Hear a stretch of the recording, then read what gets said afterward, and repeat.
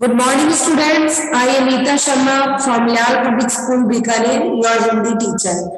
आज हम कक्षा 7वीं हिंदी प्रथम उन्मेष की पाठमाला का पाठ 14 टीवी की पटकथा पढ़ने जा रहे हैं। ये एक स्क्रीन प्ले है, इन्हें नाटक के रूप में इसे दर्शाया गया है और इसमें हमें पटकथा का मतलब क्या होता है, नाटक या स्क्रीन प्ले। तो इसमें हमें क्या दिखाया गया है कि बच्चे होते हैं वो टीवी देखने के लिए जाते हैं और किस तरीके से टीवी के इर्द गिर्द ये पूरा नाटक है वो बनाया गया है।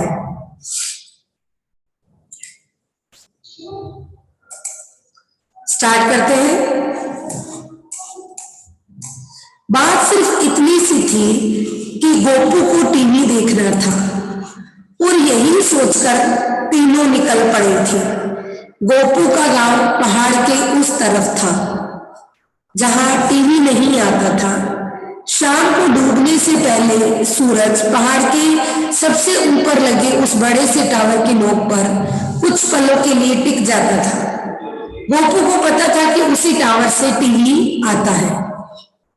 वह टावर अभी हमारे गांव में टीवी नहीं देता, वरना चुन्नी के पिताजी ने तो बक्सा और एंटीना दोनों खरीद लिए हैं। गोपू ने लल्लू को अपनी माँ के लहजे में समझाते हुए कहा। अब यहाँ पर गोपू है वो अपने दोस्त लल्लू को चुन्नी भी उनकी दोस्त थी, तो चुन्नी की माँ के लहजे में समझाता है कि गोपू के चुन्नी के पिताजी ने तो बक्सा और एंटीना दोनों खरीद लिए हैं, पर हमारे गांव में तो टीवी का टावर ही नहीं आता। गोपू को उसके बाबा ने पहाड़ के उस पार वाले गांव में टीवी दिखाई थी, अपने दोस्त मनोहर के घर। तो गोपू के जो पिताजी थे उनका एक दोस्त था मनोहर। तो मनोहर चाचा के घर पर गोपू को एक दिन उसके पिताजी है वो टीवी दिखाने ले गए। गोपू ने उस टीवी में 26 जनवरी की परेड देखी थी। बड़ी बड़ी तोपें, नाचते लड़के लड़कियां और झांकियां, और पता नहीं कहां से आती एक आवाज जो सारा दृश्य समझा रही थी। जादू था जादू। तो गोपू ने यह बात अपने दोस्त लल्लू को और लल्लू ने चुन्नी को बताई। लल्लू और चुन्नी को गोपू का दूसरे गांव जाकर टीवी देखने का आइडिया पसंद आ गया। ज्यादा देर नहीं लगेगी इसका गोपू को अंदाजा था। दोपहर को निकलेंगे तो शाम तक वापस आ जाएंगे। चुन्नी यह बात किसी को न बताए, इसलिए गोपू ने उसको 2 मकोड़ों की कसम भी खिलाई। मकोड़ों की कसम क्यों खिलाई? क्योंकि उसको वो मकोड़े बहुत ज्यादा पसंद थे।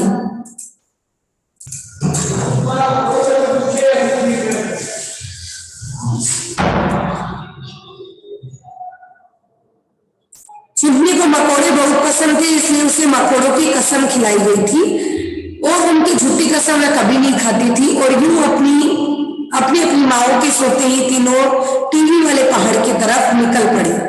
बड़ी मुश्किल से पहाड़ चढ़कर उस पार पहुंचे ही थे कि अचानक सामने बड़ी सी बस आ गई। चुन्नी तो आगे निकल गई, पर गोपू और लल्लू ठगे से खड़े रह गए।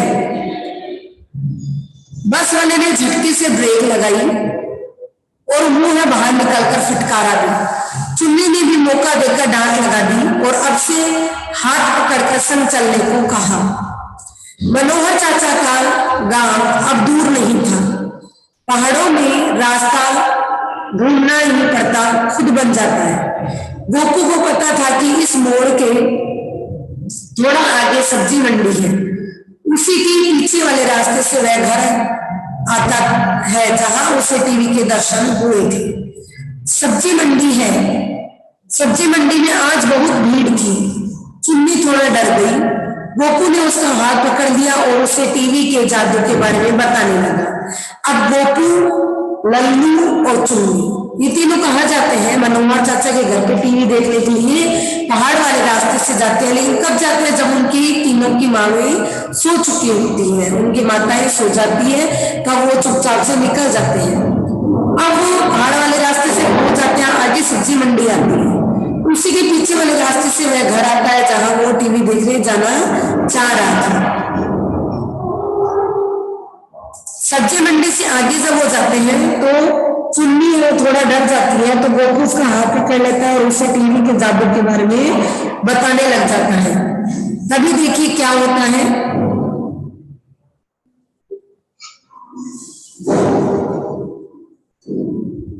गोपू को मनोहर चाचा के घर की पहचान थी, क्योंकि उनकी छत पर एक सुंदर सा लहराता हुआ एंटीना लगा हुआ था। अब उसने क्या पहचान बना रखी थी कि मनोहर चाचा के घर पे एक एंटीना लगा हुआ है, पर यह क्या, इस सड़क की तो हर मुंडेर पर वैसा ही एंटीना था।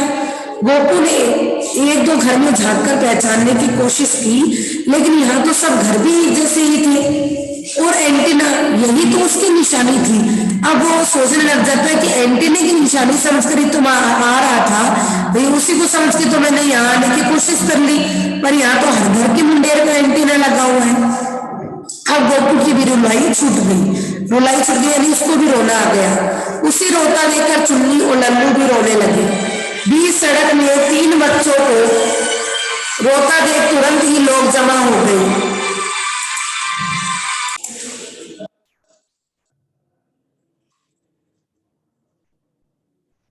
उसे रोता देखकर चुन्नी और लल्लू भी रोने लग जाते हैं। क्यों रोने लग जाते हैं? क्योंकि वो तीनों रास्ता भूल जाते हैं, उनको समझ में नहीं आ रहा था कि हमें किस घर में जाना है। बीच सड़क में 3 बच्चों को रोता देखकर तुरंत ही लोगों की भीड़ जमा हो जाती है और सवाल एवं दुलार बरसाने लग जाते हैं। गोपू ने बताया कि वे लोग मनोहर चाचा के घर जाना चाहते हैं।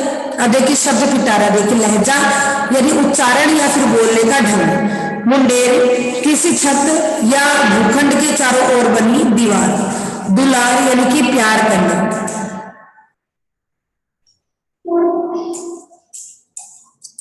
नेक्स्ट देखिए, चाचा के घर टीवी देखने आए थे, लेकिन यहाँ तो सबके घर ये टीवी है। चुन्नी ने कहा कि यह गोपू का ही आइडिया था। लल्लू ने कहा कि उसे अब टीवी नहीं देखना, उसे तो अब घर जाना है। जल्दी ही मनोहर चाचा भी आ गए और जो हैरान थे कि 3 छोटे बच्चे इतनी दूर से टीवी देखने आए हैं। तीनों के घर खबर भिजवा दी गई कि परेशान न हो। बाबा भी आ गए और तय हुआ कि आज टीवी देखकर ही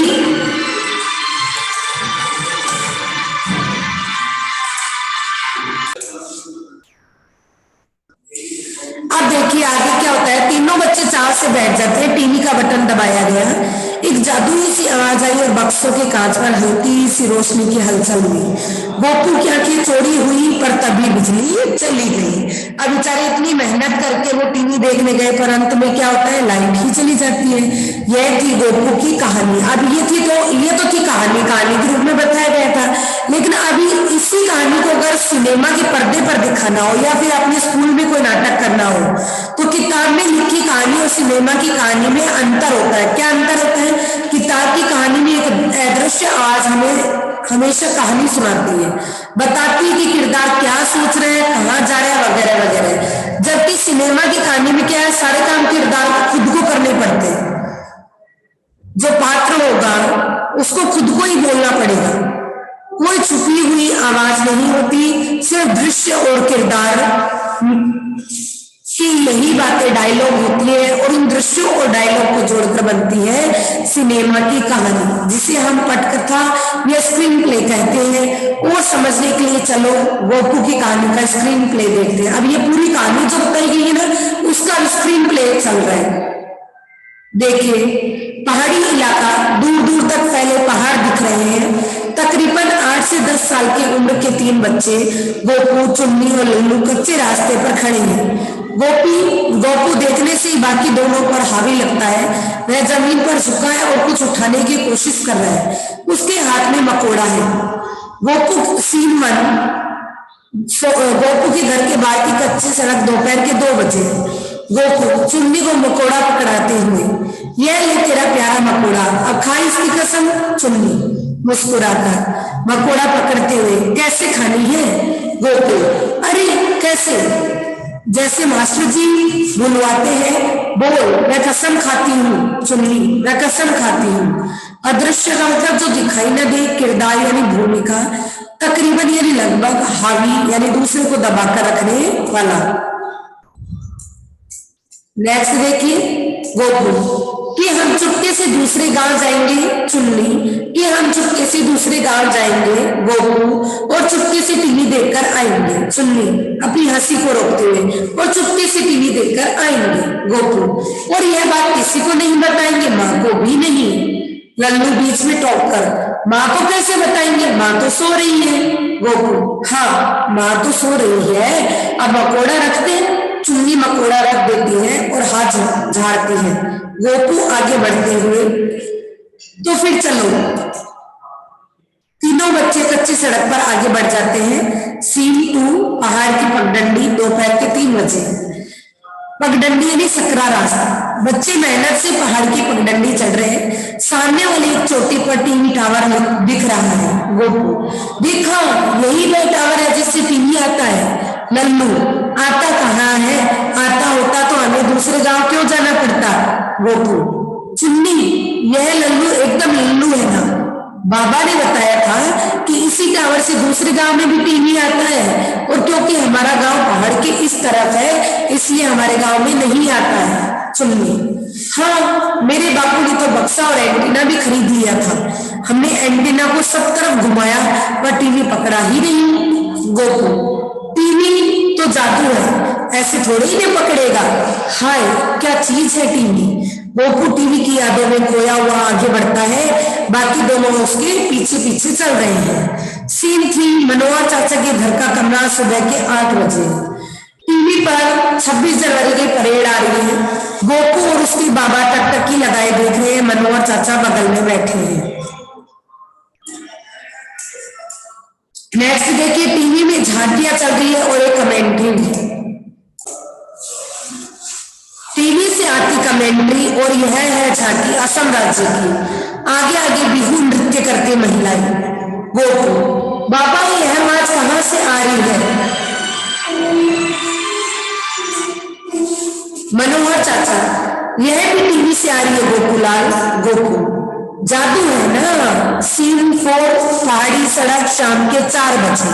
अब ये जो बीच का ही अपने को दृश्य दिखाया गया मनोहर चाचा के, ये गोपू जब अकेला गया था अपने पिताजी के साथ टीवी देखने तब की बात है। अब वापस आ जाइए उसी जगह पर। तीनों बच्चे सड़क किनारे चल रहे हैं। गोपू जादू था सचमुच, चलो अब सड़क पार करनी है। सड़क पार करने की कोशिश, सामने से तेजी से एक बस आती है। चुन्नी दौड़कर पार कर लेती है और गोपू और लल्लू खड़े रह जाते हैं। बस में जोर से ब्रेक लगता है। ड्राइवर गुस्से से सिर बाहर निकालता है। ड्राइवर अरे देख के चलो। गोपू और लल्लू जल्दी से सड़क पार करते हैं। चुन्नी तुम लोग सच में छोटे बच्चे हो, सड़क पार करना भी नहीं आता। झेपते हुए जल्दी चलो अब देर हो रही है। सीन 5 कस्बे की सब्जी मंडी, शाम के 5 बजे है। लल्लू सब्जी मंडी की भीड़ में थोड़ा पीछे रह गया है। गोपू और चुन्नी आगे चल रहे हैं। चुन्नी भी डरी हुई है। चुन्नी तुमने कहा जब जल्दी पहुंचेंगे शाम तक वापस आ जाएंगे। गोपू बस आने वाला है मनोहर चाचा का घर। चुन्नी एक लंबे आदमी से टकरा जाती है। वह आदमी जल्दी में है, संभलते हुए आगे बढ़ जाता है। चुन्नी रुमासी होकर कब से कह रहे हो आने वाला है। गोपू पीछे मुड़कर अरे यह लल्लू कहाँ रह गया। और तू रो मत, अब टीवी देखना है ना। उसमें पता है लोग बक्से के अंदर बंद होते हैं, छोटे छोटे दिखते हैं तेरे मकोड़ों की तरह। लल्लू दिखता है, ए लल्लू जल्दी आना।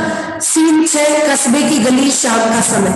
लल्लू दौड़ता हुआ आता है। तीनों हाथ पकड़कर चलने लगते हैं। बच्चे गली के मोड़ पर है। सामने कच्चे पक्के मकानों की कतारें हैं। गोपू बस यही गली है, इसी में मनोहर चाचा। लल्लू तो चलो। गोपू मकानों को देखता हुआ था, लेकिन याद करने दो कौन सा घर है। चुन्नी पर कैसे। गोपू अरे उस घर के ऊपर टीवी का डंडा लगा हुआ है, एंटीना। तीनों ध्यान से घरों को देखते हैं। गोपू का चेहरा उतर जाता है, पर यहाँ तो सबके छत पर लगा है। चुन्नी टीवी वाला डंडा, अब क्या करेंगी। गोपू हिम्मत हारने लगता है।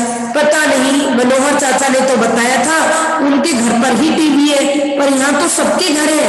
लल्लू बेहद हताशा होते हुए अब हम वापिस चले आसमान देखते हुए, नहीं अंधेरा हो रहा है। चुन्नी हम खो गए।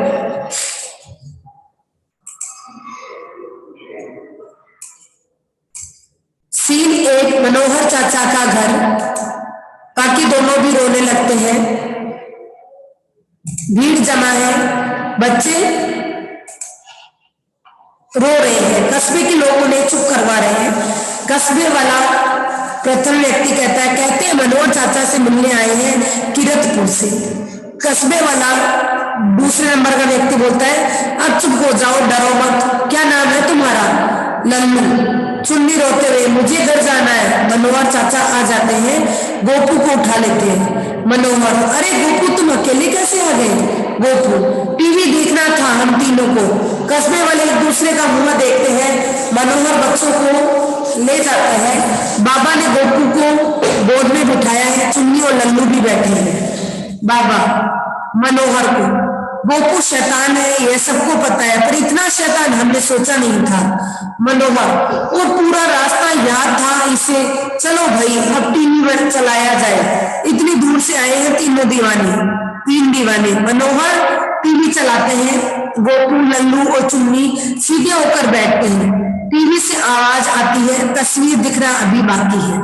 टीवी की आवाज और मद्रास का अधिकतम तापमान रहा 34 डिग्री।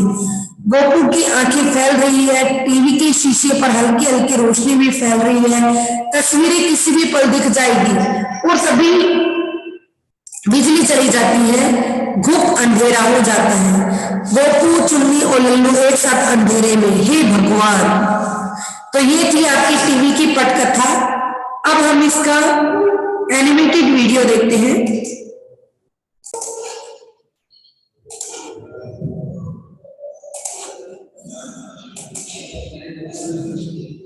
बात सिर्फ इतनी सी थी कि गोपू को टीवी देखना था और यही सोचकर तीनों निकल पड़े थे। गोपू का गांव पहाड़ के उस तरफ था जहां टीवी नहीं आता था।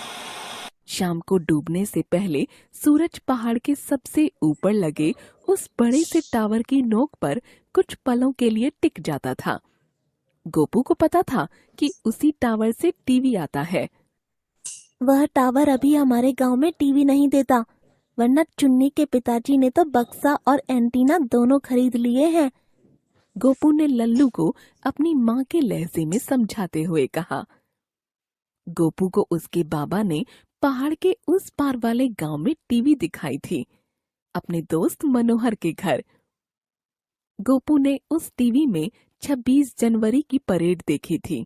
बड़ी बड़ी तोपें, नाचते लड़के लड़कियां, झांकियां और पता नहीं कहां से आती एक आवाज जो सारा दृश्य समझा रही थी। जादू था, जादू।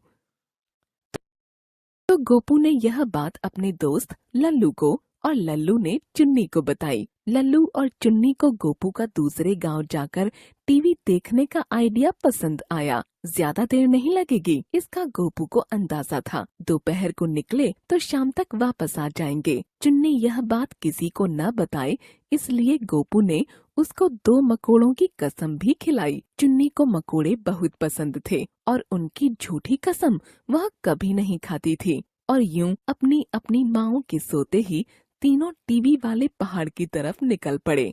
बड़ी मुश्किल से पहाड़ चढ़कर उस पार पहुँचे ही थे कि अचानक सामने बड़ी सी बस आ गई। चुन्नी तो आगे निकल गई, पर गोपू और लल्लू ठगे से खड़े रह गए। बस वाले ने झटके से ब्रेक लगाई और मुंह बाहर निकालकर फटकारा भी। चुन्नी ने भी मौका देखकर डांट लगा दी और अब से हाथ पकड़कर संग चलने को कहा। मनोहर चाचा का गांव अब दूर नहीं था। पहाड़ों में रास्ता ढूंढना नहीं पड़ता, खुद बन जाता है। गोपू को पता था कि इस मोड़ के थोड़ा आगे सब्जी मंडी है। उसी के पीछे वाले रास्ते से वह घर आता है जहां उसे टीवी के दर्शन हुए थे। सब्जी मंडी है। सब्जी मंडी में आज बहुत भीड़ थी। चुन्नी थोड़ा डर गई। गोपू ने उसका हाथ पकड़ लिया और उसे टीवी के जादू के बारे में बताने लगा। गोपू को मनोहर चाचा के घर की पहचान थी, क्योंकि उनकी छत पर एक सुंदर सा लहराता एंटीना लगा हुआ था। पर यह क्या, इस सड़क की तो हर मुंडेर पर वैसे ही एंटीना था। गोपू ने 1-2 घरों में झांक कर पहचानने की कोशिश की, लेकिन यहाँ तो सब घर भी एक से थे और एंटीना, यही तो उसकी निशानी थी। अब गोपू की भी रुलाई छूट गई। उसे रोता देख चुन्नी और लल्लू भी रोने लगे। बीच सड़क में 3 बच्चों को रोता देख तुरंत ही लोग जमा हो गए और सवाल एवं दुलार बरसाने लगे। गोपू ने बताया कि वे लोग मनोहर चाचा के घर टीवी देखने आए थे, लेकिन यहाँ तो सबके घर ही टीवी है। चुन्नी ने कहा कि यह गोपू का ही आइडिया था। लल्लू ने कहा कि उसे अब टीवी नहीं देखना, घर जाना है। जल्दी ही मनोहर चाचा भी आ गए, जो हैरान थे कि 3 छोटे बच्चे इतनी दूर से टीवी देखने आए हैं।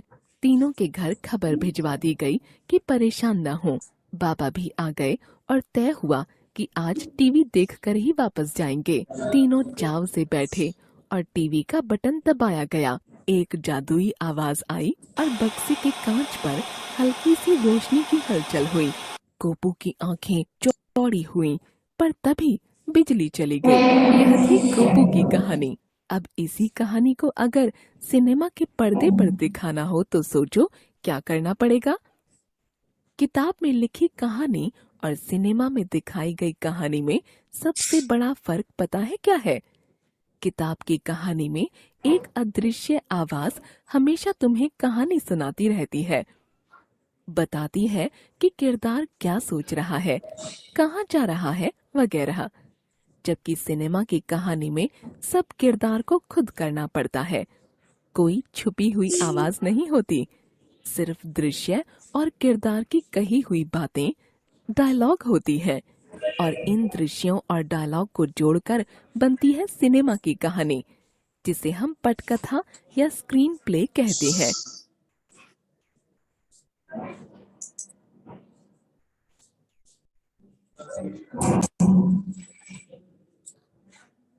तो बच्चों, इस प्रकार आज की कक्षा में हम चैप्टर को अच्छे से समझ चुके हैं और साथ ही साथ हम इसका एनिमेटेड वीडियो भी देख चुके हैं। तो आज की कक्षा में हम इतना ही पढ़ेंगे। धन्यवाद।